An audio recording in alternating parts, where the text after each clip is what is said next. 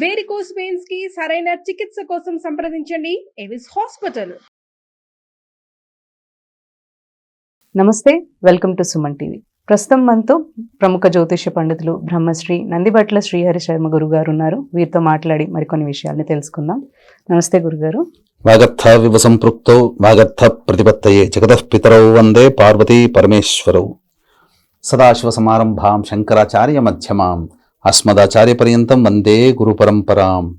ఆదిత్యాయ చ సోమాయ మంగళాయ బుధాయ చ గురు శుక్ర శనిభ్యశ్చ రాహవే కేతవే నమః. శృంగేరి జగద్గురు పీఠాధిపతులకి, కంచి పీఠాధిపతులకి నమస్కారములు తెలియచేసుకుంటూ కార్యక్రమాన్ని ప్రారంభిద్దాం. గురుగారు, ఇది వరకు మనం చర్చించుకున్న వీడియోలో మార్గశిర మాసంలో 16వ తేదీనకి చాలా బాగా విశిష్టత ఉంది. ఆ రోజు మనం దైవారాధన చేసినట్లు గనక అయితే మంచి ఫలితం ఉంటుంది, మనకి గొప్ప లాభం అనేది కలుగుతుంది అని చెప్పారు. అనుకున్న పనులన్నీ కూడా నెరవేరుతాయని కానీ మీరు అవన్నీ కూడా చెప్పారు కదా. అయితే 16వ తేదీన మార్గశిర మాసంలో ఎటువంటి దైవారాధన చేయాలి, దానివల్ల కలిగే ఫలితాలు ఏంటి, ఈ యొక్క రోజు విశిష్టత ఏంటి అనేది మీరు ఈరోజు మాకు చెప్పగలరు? తప్పకుండానమ్మా. ఇదివరకు మాటల సందర్భంలో మీకు తెలియజేసిన మార్గశిర మాసంలో వచ్చేటువంటి రోజు ఒక గొప్ప రోజు ఉంది. ఆ రోజు అంటే కార్తీక మాసంలో కోటి సోమవారాలు రోజు ఎలా అయితే ఉంటుందో, మార్గశిర మాసంలో కోటి శనివారాల వ్రత ఫలితం దక్కే రోజు కూడా ఒకటి ఉంటుంది. అవకాశం ఉన్నప్పుడు, సందర్భం వచ్చినప్పుడు తప్పకుండా మనం తెలియజేద్దామని చెప్పి మనం ఇదివరకు తెలియజేసుకున్నామమ్మా. ఇప్పుడు మనకు కార్తీక మాసము, ఆ కార్తీక మాసంలో శ్రవణ నక్షత్రం ఉన్నటువంటి రోజున ఏం చెప్పబడి ఉంది? కోటి సోమవారాలు ఉపవాసము ఉంటే ఎంతటి ఫలితమో, కార్తీక మాసంలో శ్రవణ నక్షత్రం ఉన్నటువంటి రోజున ఉపవాసం ఉంటే అంత ఫలితం వస్తుందని చెప్పడం జరిగింది. ఎందుకు? ఈ యొక్క శివకేశవులకి భేదము లేదు. శివాయ విష్ణు రూపాయ శివరూపాయ విష్ణవే, శివస్య హృదయం విష్ణోర్ విష్ణోర్చ హృదయం శివ, యథా శివమయో విష్ణురు ఏవం మయశివ. అంటే శివుడిలోనే విష్ణువు ఉన్నాడు, విష్ణువులోనే శివుడు ఉన్నాడు. నిరంతరం ఒకళ్ళనొకళ్ళు ప్రార్థన చేసుకుంటారు, ధ్యానం చేసుకుంటారు ఒకరికొకరు అని చెప్పి. కాబట్టి కార్తీక మాసంలో దామోదర నామంతో ఎలా అయితే మనం విష్ణుని కొలుస్తామో, అలాగే ఈ యొక్క మార్గశిర మాసంలో మధుసూదన నామంతో విష్ణుని కొలుస్తాం. అయితే కార్తీక మాసము ఈశ్వరునికి సంబంధించి విష్ణు నక్షత్రం రావాలి. మార్గశిర మాసంలో విష్ణువుకు సంబంధించింది శివ నక్షత్రం రావాలి. శివ నక్షత్రం ఏంటి? ఆరుద్ర నక్షత్రం. మార్గశిర మాసంలో ఆరుద్ర నక్షత్రం ఉన్న రోజున పౌర్ణమి గనక ఉంటే అద్భుతం. దాన్ని శివ ముక్కోటిగా చెబుతారు. కానీ ఈ మార్గశిర మాసంలో మనకు పౌర్ణమి వెళ్ళిన మరుసరి 16వ తారీఖు రోజున ఆరుద్ర నక్షత్రం వచ్చింది. ఇది సాక్షాత్తు శివ జన్మ నక్షత్రం. కాబట్టి అందున ఆ రోజు సోమవారం అయింది. 16వ తారీఖు సోమవారం అయింది. కాబట్టి అద్భుతమైనటువంటి రోజు. ఆ రోజున ఈశ్వరుని అభిషేకం చేసిన, అర్చించిన, శివనామాన్ని జపించిన, నామజపం చేసిన ఎంతో పుణ్య ఫలితం కలుగుతుంది. ఆ రోజు గనక ఉపవాసం ఉంటే, కోటి శనివారాల పాటు ఉపవాసం ఉంటే ఎంత పుణ్య ఫలితం మనకు లభిస్తుందో అంతటి పుణ్య ఫలితం మన ఖాతాలో పడుతుంది. ఇంతకన్నా గొప్ప పుణ్యం, గొప్ప యోగం మనిషికి ఇంకేం కావాలమ్మా? కాబట్టి వీక్షించేటువంటి ప్రేక్షకులు కూడా ఈ రోజున తప్పకుండా 16వ తారీఖు రోజున ఉపవాసాన్ని ఉండే విధానాన్ని అలవాటు చేసుకోండి. ఖచ్చితంగా ఆ రోజు ఉండండి. ఎందుకనంటే మంచి మంచి రోజులు మళ్ళీ మళ్ళీ మనకు కావాలంటే రావు. కాబట్టి ఆ రోజున చేయవలసినటువంటి చిన్నపాటి పూజా విధానం మీకు తెలియజేస్తాను. అందరూ కూడా చేసుకోగలిగేటువంటి పూజా విధానమే. ఆ రోజున ఎవరైతే నియమాన్ని పాటిస్తారో ఈశ్వరునికి అత్యంత ప్రీతి పాత్రులు అవుతారట. అది మనకు చెప్పబడి ఉంది శివపురాణంలో. వీక్షించేటువంటి ప్రేక్షకులకి గమనిక, ఈ యొక్క దత్త జయంతి సందర్భంగా మహామహిమాన్విత కాశీక్షేత్రంలో డిసెంబర్ 15వ తారీఖు రోజున జాతకరీత్యా కలుగు విద్య, వివాహ, ఉద్యోగ, దాంపత్య, సంతాన, అనారోగ్య సమస్యల నివారణకి మరియు గోచార రీత్యా వృషభ, మిథున, కర్కాటక, సింహతుల, వృశ్చిక, మకర, కుంభమీన రాశుల్లో జన్మించిన వారికి శనిదోష పరిహారార్థమై సర్వదోష నివారణ పూజలు, హోమాలు కాశీక్షేత్రంలో డిసెంబర్ 15వ తారీఖు రోజున 1500 రూపాయలకి చేయించడం జరుగుతుంది. అవకాశం ఉన్న వాళ్ళు కార్యక్రమ తదనంతరం కాంటాక్ట్ చేసి మీ గోత్రనామాదులు నమోదు చేసుకోవచ్చు. ఇక ఆ రోజున శివానుగ్రహం పొందడం కోసం ప్రతి మానవుడు కూడా, వీక్షించేటువంటి ప్రతి మానవుడు కూడా పాటుపడాలి. ఇందులో ఒక గొప్ప వైశిష్ట్యత మీకు తెలియచేస్తానమ్మా. సతీదేవి ఈశ్వరుని భార్య, దక్షుని కుమార్తె, పిలవని పేరంటానికి వెళ్ళిన కారణం చేత అవమానించబడి తనకు తానే అగ్నిలో ఆహుతైపోతుంది. ఈ వియోగాన్ని భరించలేక, సతీ వియోగాన్ని భరించలేక ఆమె శరీరాన్ని భుజాన వేసుకుని శివతాండవం చేస్తూ ఉన్న సందర్భంలో సుదర్శన చక్రముతో విష్ణు భగవానుడు దేహాన్ని ఛేదించగా 18 ప్రదేశాలలో పడడం, అది 18 శక్తిపీఠాలుగా ఏర్పడింది. తర్వాత సతీ లేని కారణం చేత వియోగం చెందినటువంటి శంకర భగవాన్ల వారు ధ్యానంలో నిమగ్నమై ఉంటాడు.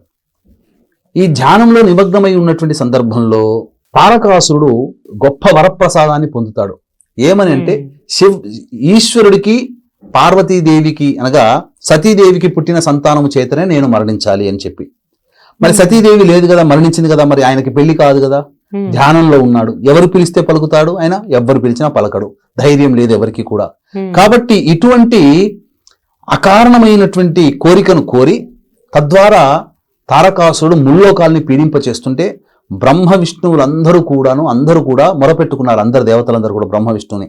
అంతటా ఈ పని చేయగలిగినగా ఈ యొక్క ఈశ్వరుణ్ణి ధ్యానం నుంచి విముక్తి చేసేవాడు, మేల్కొల్పేవాడు ఒక్క మన్మధుడే.